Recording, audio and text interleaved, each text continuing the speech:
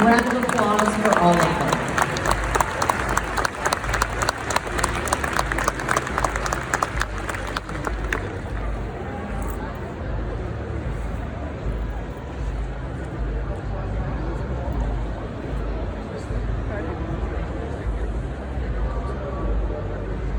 I'm going to start with your top 5 females, and these are your top 5 finalists, in no particular order.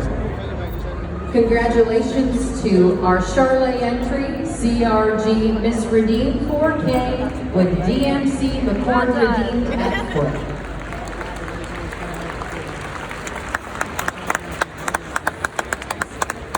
She's ring number 300.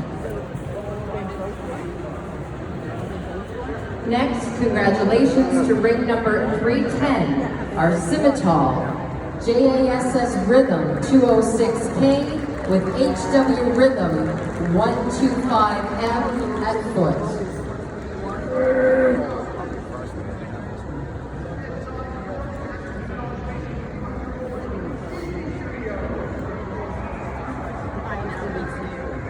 So she is owned by Highland Land and Cattle. And the next finalist, the 3rd out of 5. Congratulations to ring 301, the Angus entry, SCC Phillips 3201, exhibited by Hassan Cattle Company and Railline Farm.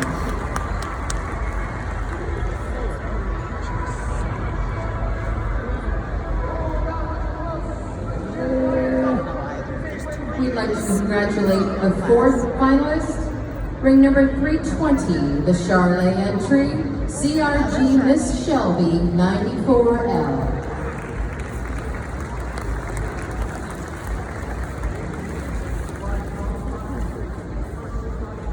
And the 5th and final finalist, congratulations to ring 323, the Hereford entry of TCC Fantasy 504L. Exhibited by Thaxter Cattle Company and Adeline, Lancashire.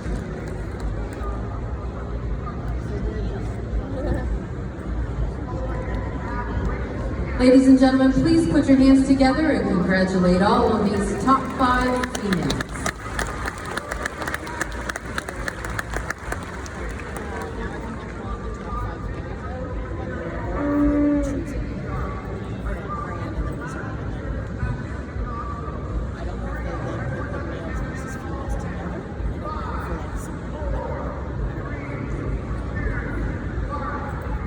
Now we're moving into the top 5 of our bulls.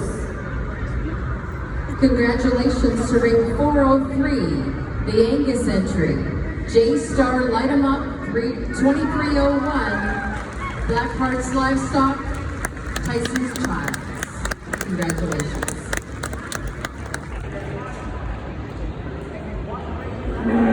Next we have ring 408. Congratulations. He is BR Lone Star, K017 from our Hereford division, the entry of Double H Cattle Company, Eden Run, and Barber Ranch.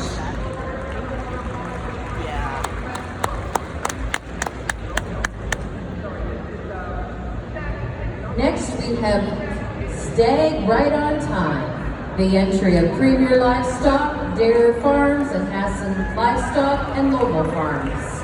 Ring number 419.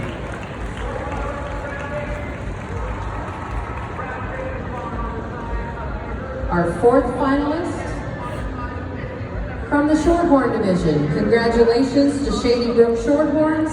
He is Shady Brook Storm 24K.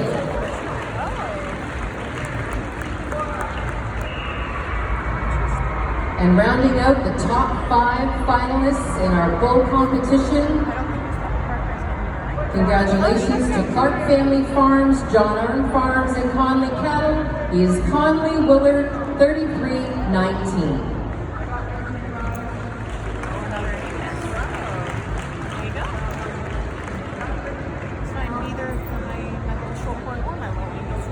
Ladies and gentlemen, these are your top 5 finalists in our bull competition. Please show them your appreciation.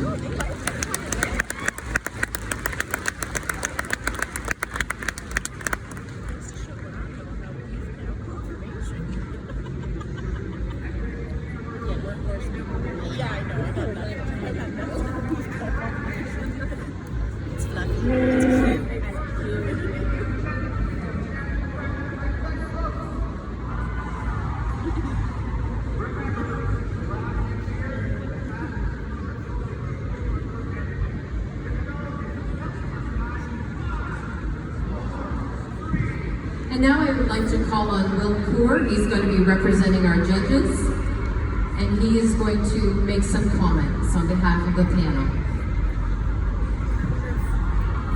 First off, I think it's the utmost thing to do is thank the Royal for the opportunity to come up here today and be a part of a panel alongside of these two, and just their mindset and how they have bred cattle over the years, and getting to talk and visit with them here the past hour or two has been something that is definitely always interesting to me. Just the different parts of each country and different people's mindsets in terms of how they breed cattle, how they generate cattle, and their different priorities that they have. I've really enjoyed my time, and it's been an absolutely phenomenal cattle lineup. Watching the females come in originally there to start us off, I was just enamored in the fact of those cattle and how stout and burly and just dense they are, but still cattle that can get out and travel. These 5 females that we pulled back out here, you take them anywhere across the country, across the world, and they're very competitive, very high quality females. And you guys as breeders and as exhibitors and up here at the Royal should be extremely proud of these 10 animals standing up here. It has been an absolute honor and pleasure. This is the first time into Canada for me, and something that I've always looked forward to. We've actually bought some bulls and stuff from up here and really tried to utilize some of your guys' genetics down south there in the States, and definitely have been a benefit to our program. With that being said, I would be remiss to not sit here and number one, as soon as I grab the microphone every time, for me and my beliefs and where I want to raise my family is number one is faith. So I got to thank the good Lord up above for the opportunities that He's blessed me with. He'll always be at the top of the pedestal for me, and we as a family and an operation try to keep Him at the utmost of everything. And with that being said, He has blessed me tremendously with my wife Lauren that's alongside of me today. Without her back home doing the things that we need to do in terms of her keeping us on track, we wouldn't be where we've been able to kind of get in terms of the different things that we've been able to accomplish. So it's been an absolute pleasure. I think the cattle are phenomenal. You guys should be extremely, extremely proud of this fair and the cattle that were walked out here this afternoon. Once again, let's put our hands together for the Royal for putting on such an amazing event. Thank you for the opportunity.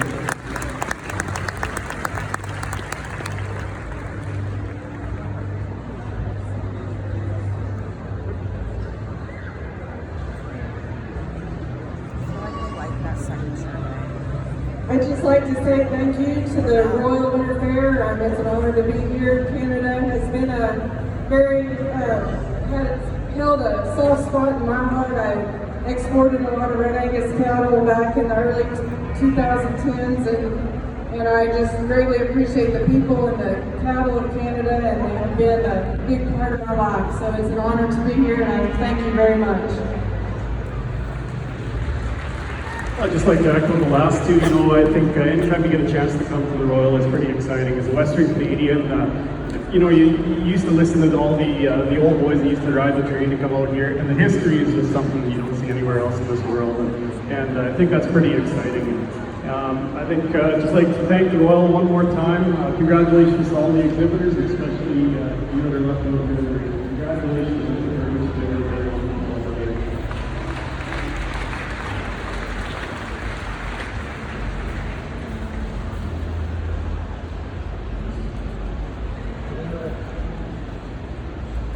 And now they're going to walk out and show us their choice.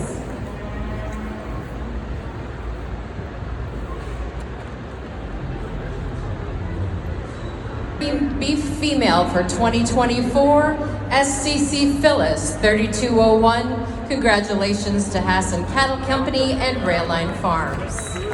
She is your Suprema.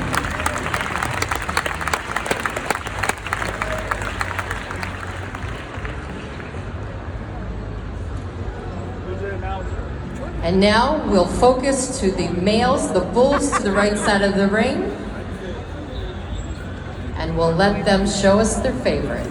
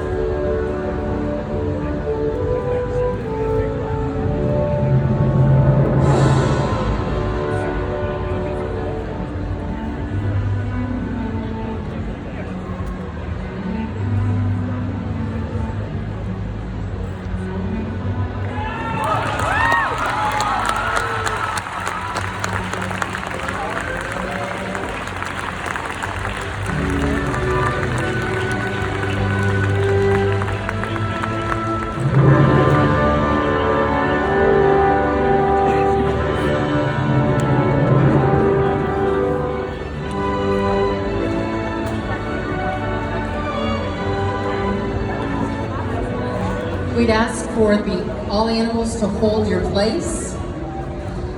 And we offer an immense congratulations to your Master Feed Supreme Beef Male for 2024, BR Lone Star K017ET for Double H Cattle Company, Eden Run, and Barber Ranch.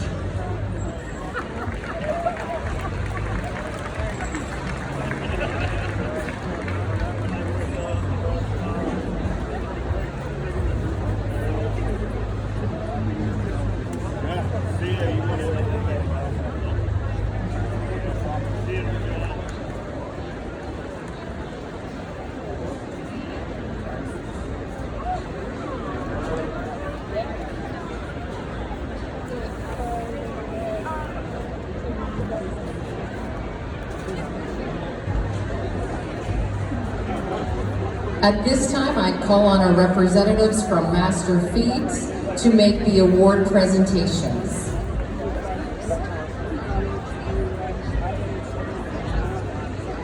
So just to remind you, we do have prizes for the top 5, so we just need you to assemble in an order so that you can be recognized.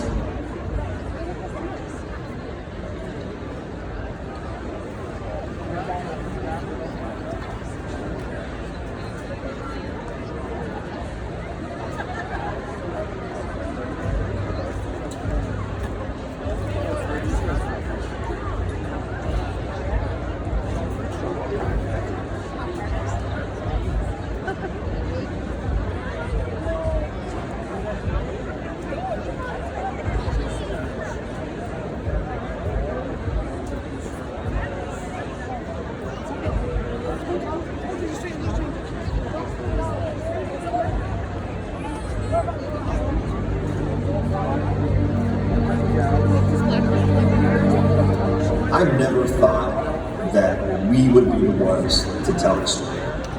Right, but the more we learned, it was like we didn't have a choice. We had a responsibility. We had to tell the story. The challenge is every day between now and 2050, it gets harder to feed the world.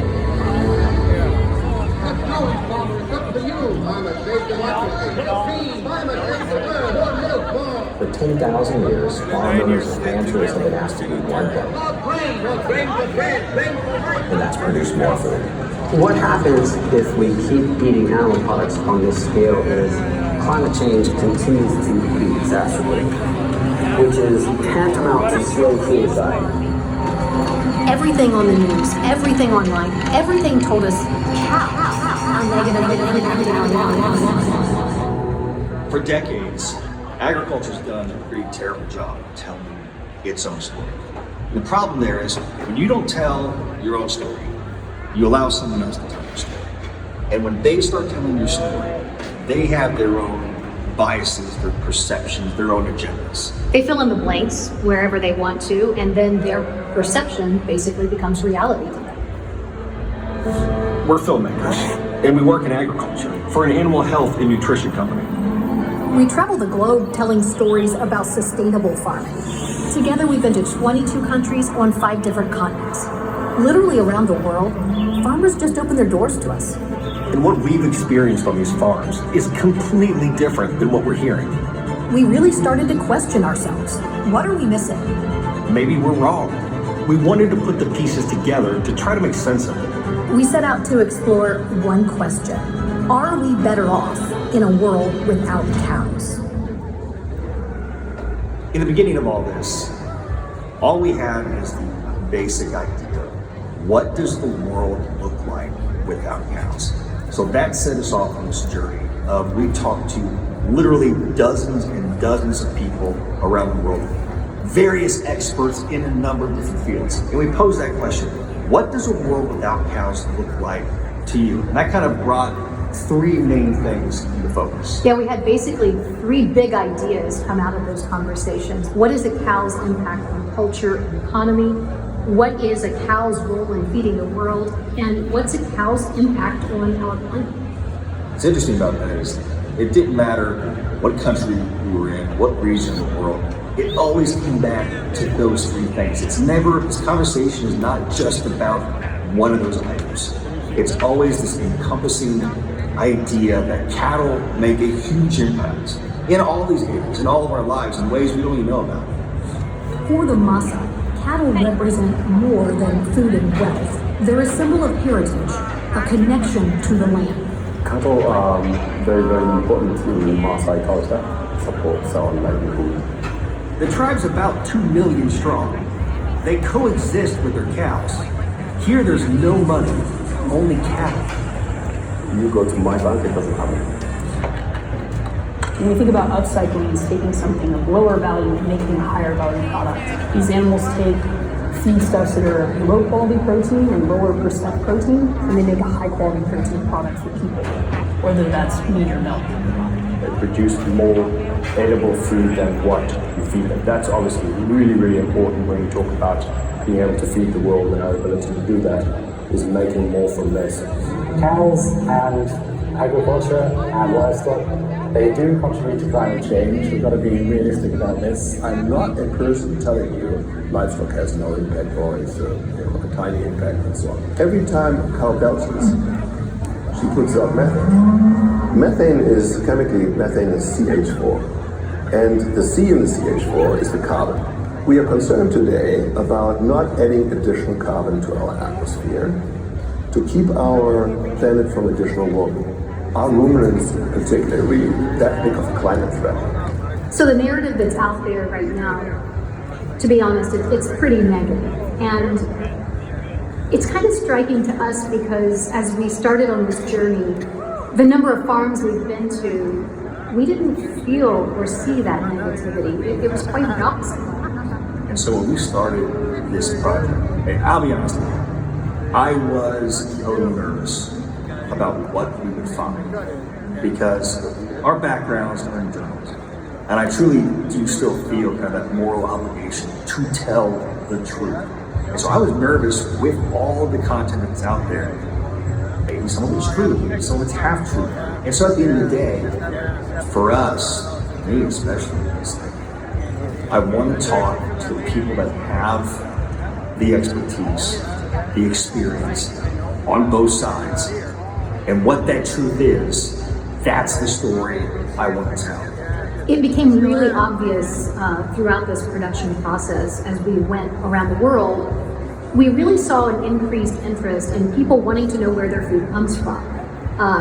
So you're seeing a lot more documentaries out there right now about food and the environment because people have this interest now in sustainability and the environment and also what we do as humans and our role on planet Earth. It was really important of who has expertise and the ownership to talk about those areas. So this isn't just an opinion-based conversation where people are yelling their own thoughts and opinions at you. These are doctors, PhDs, farmers, ranchers, people that have firsthand experience and education in all these areas to give the authority behind what they're talking about. It's facts, it's science. It's based in science, it's based on experience. This isn't just opinions being yelled at you by talking heads.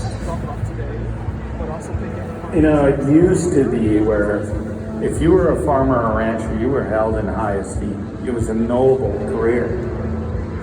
Now, the farmers and ranchers are often vilified. It doesn't have to be like that. I think one of the things that surprised me the most is not a single farmer or rancher that we asked to be a part of this film said no. They were all very welcoming, and in fact, every time we went on a farm, what they told us was, we just want people to come to our farm so they can see how we do things, what we do. Because they feel that the public, in a lot of cases, doesn't trust them.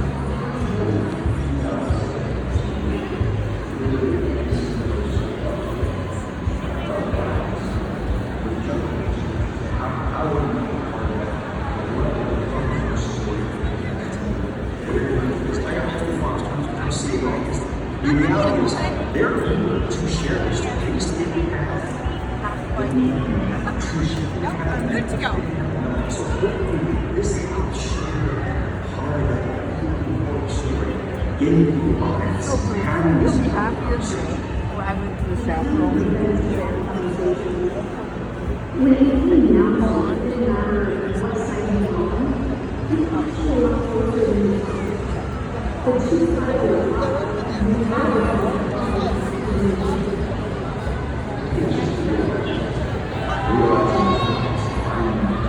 That's really the example of this production, of this event, is to start those conversations. Because that's ultimately how we do things. I think people are sick and tired of people screaming at each other from opposite sides of the aisle. How do we bring people together? How do we have these meaningful conversations that ultimately create change?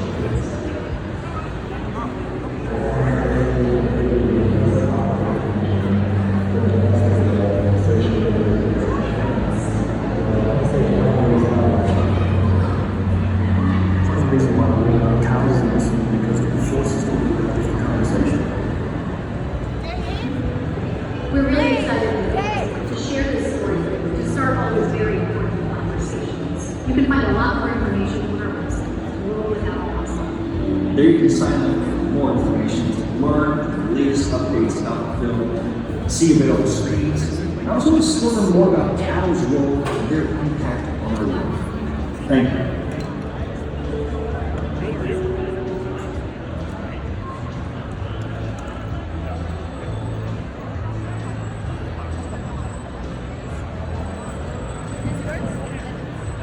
That brings us to a close. Thank you everyone for a magnificent Royal Beef Show 2024. Good night and safe travels home.